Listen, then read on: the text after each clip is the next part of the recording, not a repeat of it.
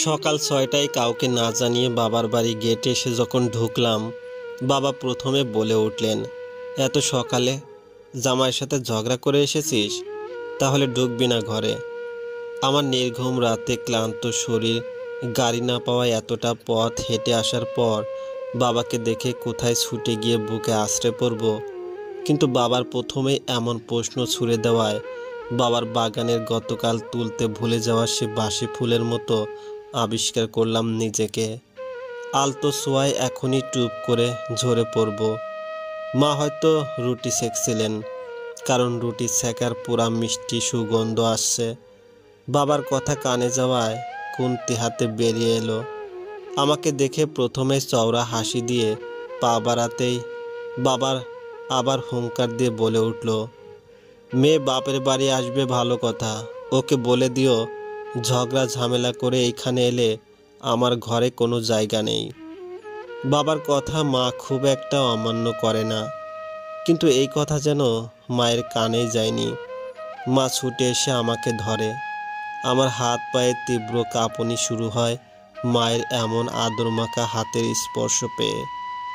মা উৎকণ্ঠা নিয়ে বলে ওঠে, কিরে মণি, জ্বর নাকি তোর? আয় ভেতরে আয়।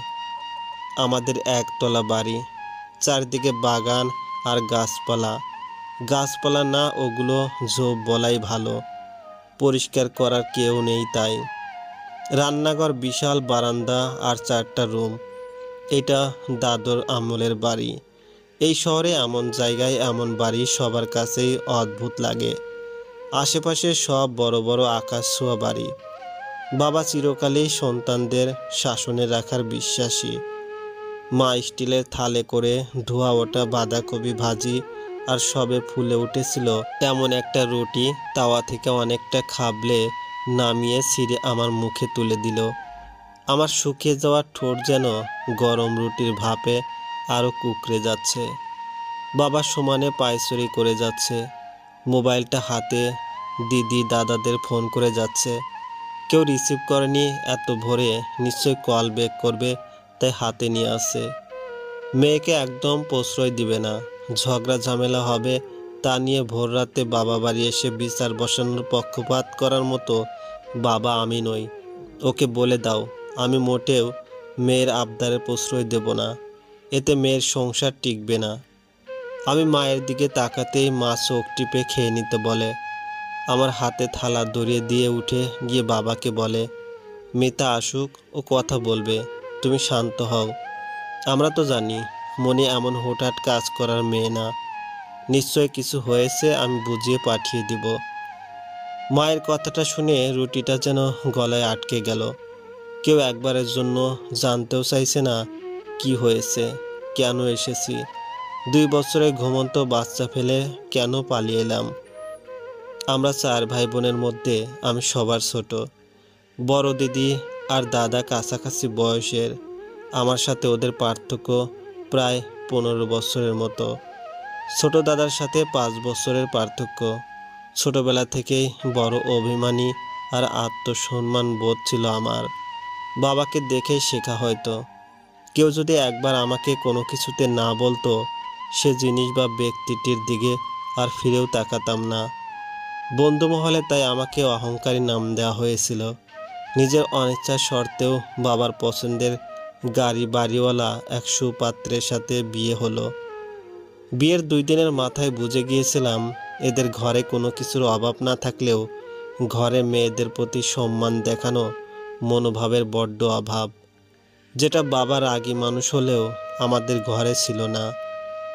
শিমুল কথায় কথায় বাপের বাড়ি নিয়ে কথা বলে। ও মায়ের কথা শুনে ভালো খারাপ বিচার না করে কথা শোনায়। শাশুড়ি মায়ের মনে হাজার চেষ্টা করেও নিজেকে যোগ্য করে তুলতে পারিনি। কখনো লিমিট ক্রস না করলেও মুখের কথা সারাক্ষণ ঝগড়া ঝামেলায় একসময় আমি ক্লান্ত হয়ে পড়ি। আমাকে চাকরি করতে দেওয়ার কোনো প্রয়োজন তাদের নেই। সব আছে তো, সত্যি সব আছে, দামি শাড়ি, দামি ব্যাগ, হাত খরচের টাকা, তবে নেই শুধু মানসিক শান্তি। যে 2টা মানুষের সাথে সারাটা দিন কাটাতে হয়, সে মানুষ 2টা যদি আপন না হয়।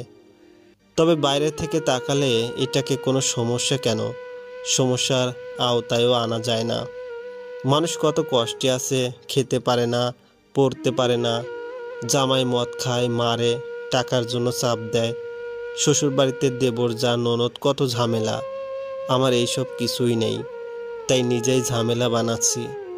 মাকে ফোন করে মাঝে মধ্যে কান্নাকাটি করে বললেও পাশে বাবার স্বর শোনা যায়। মেয়ের সংসারে নাক না গলানো আদর্শ বাবার মতো বলে, মেয়ের এইসবে কখনো প্রশ্রয় দেবে না, এতে মেয়ের সংসার ঠিকে না। মাও আমাকে আশ্বাস দেয়, ঠিক হয়ে যাবে, তোরই তো সংসার, সব তো পাচ্ছিস, কয়জন পায় এমন। আমি দীর্ঘশ্বাস ফেলি, যা মোবাইলের ও প্রান্ত থেকে এ প্রান্ত আসে না। সারা জীবন আত্মসম্মান বোধটাকে একটু একটু করে জ্বালিয়ে সংসার সংসার খেলাপাতি। ছেলের সাথে খেলতে বসি, শিমুলকে বাবা ফোন করে সব জানিয়েছে। বাসায় এসে দুপুরে খেয়ে যাওয়ার দাওয়াত দিয়েছে। সে ভদ্রতা ঝরে পড়া কণ্ঠে জানালো তার অফিস শেষে সে সন্ধ্যায় আসবে, তখন বাবার সাথে দাবা খেলা হবে। বাবা আপ্লুত, এমন মেয়ের জামাইয়ের জন্য বিরক্ত মেয়ের উপর। দিদি এসে গেল, কাছে ওর বাসা। আমি এখন নিজের জন্য থাকা সে রুমে। দিদির বয়স এখন 40 ছুঁই ছুঁই, চাকরি করে, তাই সালোয়ার কামিজ পরে, তাই অত বয়স লাগে না। দিদির যখন বিয়ে হয় তখন আমার বয়স 10। দিদি 4 দিনের মাথায় এক সকালে এইভাবে চলে এসেছিল। আমি তখন কিছুই বুঝতাম না। সেবার ওকে পাঠিয়ে দেওয়া হলো, আবার 1 বছর পর এলো।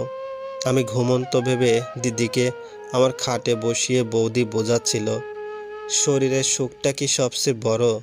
দেখ না, সমাজে এই কারণ কি তুমি সবার সামনে বলতে পারবে? আর কোনো অসুবিধা তো নেই, অ্যাডজাস্ট করে নাও।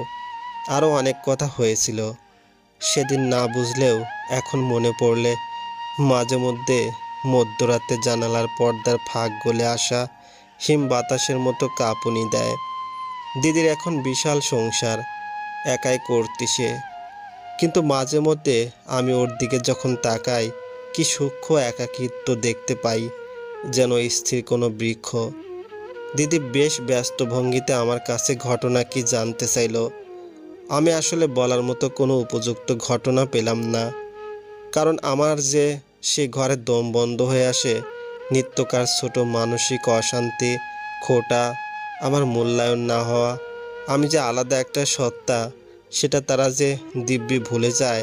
এইসব ঠিকঠাক গুছিয়ে বললেও দিদি বলে, আমার স্কুলে এক টিচার আছে, খুব কষ্ট করে সংসার চালায়, হাজব্যান্ড খোঁজ অবধি নেয় না, 2টা ছেলে, মা বাবাও দেখে না, রোজ বাচ্চাগুলো স্কুলে নিয়ে আসে, সকাল থেকে রাত অবধি কাজ করে, তাও ঠিকঠাক চলে না সংসার। স্বামীকে ঘরে আনার কত চেষ্টা, তার চেয়েও কি বেশি খারাপ আছিস নাকি তুই?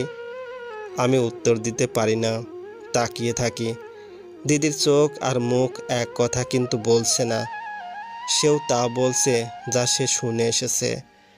দিদির মুখে মুখে তর্ক করার সাহস কোনো কালেই ছিল না, তাও আজ একটা প্রশ্ন না করে পারলাম না। অনেকের চেয়ে ভালো থেকে তুমিও কি ভালো থাকতে পেরেছো দিদি? এত বছর পরও কেন তোমার চাপা নিঃশ্বাস আমি শুনি? আপন মানুষগুলোর কারো একটু সাপোর্ট পেলে তুমিও কি আর একটু ভালো থাকতে পারতে না? দিদি স্থির দৃষ্টিতে তাকিয়ে আছে, বাদামি কালো চোখের মনের চারপাশটা চকচক করছে, তবে গড়িয়ে পড়ছে না কিছু। দোয়েল পাখির কিচকিচ শব্দে বিশাল একটা স্থির সময় যেন কাটছেই না। আর কিছু না বলে উঠে চলে গেল রান্নাঘরে মাকে সাহায্য করতে। মা এরই মধ্যে মাংসের জন্য পেঁয়াজ মরিচ তুলে দিয়েছেন, তেজপাতা গরম মশলার ফোড়ন দিয়ে। একে একে সবাই এসে বলল, বাচ্চার জন্য সব সহ্য করতে হয়, নইলে কি আর মা হওয়া যায়? শিমুলের মা একটু ওরকম আর কি, কথা শোনায় অযথা। কিছু মানুষ থাকে এমন, কারো সুখ সহ্য করতে পারে না। সংসার তো তোরই, তাই না? আমার দৃষ্টি স্থির হয়ে আছে বাড়ির দেওয়াল ঘেঁষে দাঁড়িয়ে থাকা পুরনো কালো চামড়া ধারণ করা সে আম গাছটার উপর। কেমন স্থির, আমের দিনে আম দেয় কোনো যত্ন ছাড়া। বাকি সময় ওভাবেই থাকে। আমরা সে গাছে কত চামড়া তুলে খেলতাম, দোলনা লাগিয়ে খেলতাম, এরপরে ভুলে যেতাম আছে নাকি নেই সে গাছটা। আমরা আমাদের অস্তিত্বকে ঠিক এমন বানিয়ে ফেলি এক সময়।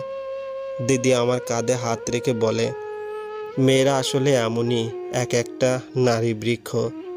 শিমুল বাড়ি এলো, ভালো খাওয়া দাওয়া করলো, হেসে কথা বলল, আলোচনা বসলো, দেশ রাজনীতি কত কিছু। কাল রাতের সে বিশ্রী ভাষার কথাগুলোর সাথে এই মানুষটার কোনো মিল নেই। রাতে ওর সাথে বাসায় ফিরে এলাম, ওর সাথে একটা কথাও হয়নি আমাদের। আমার এমন দুঃসাহসিক বেয়াদবির শাস্তি হিসেবে কাজের মেয়েটা বিদায় দেওয়া হলো। ঘরে বসে কোনো কাজ না করে খেয়ে দিয়ে আমি দুঃখ বিলাস করছি। পরের দিন ওয়াশরুমে টুলে বসে শিমুলের শার্টের কলার পরিষ্কার করছিলাম, দুই হাতে হাঁটুর উপর তুলে। শিমুল আরেকটা শার্ট ওয়াশরুমের ফ্লোরে ছুঁড়ে দিয়ে ব্যঙ্গ স্বরে বলল, খুব তো গিয়েছিলে বাপের বাড়ি, রাখলো? সেই তো গুছিয়ে দিল আবার। অন্য সময় হলে আমার এই কথা কান্না আসতো, কিংবা প্রতিবাদ করতাম। আজ যেন কথাটা আমিও সত্য মেনে আমার কলারটা পরিষ্কার করায় মনোযোগ দিলাম, যেন তেমন কোনো কথাই না এটা। দিদির কথাটা মনে পড়লো আবার।